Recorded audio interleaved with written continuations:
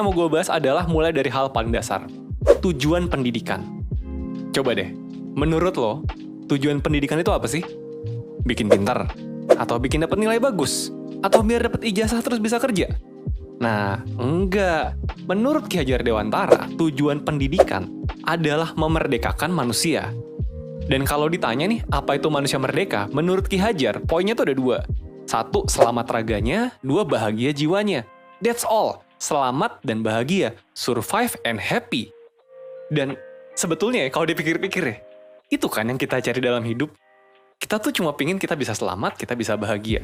Kalaupun lu bilang nih, enggak, tujuan hidup gue ya akhirat lah. Terus lu berharap apa gitu di akhirat kalau bukan berharap lu selamat dari neraka dan bahagia di surga? Iya kan?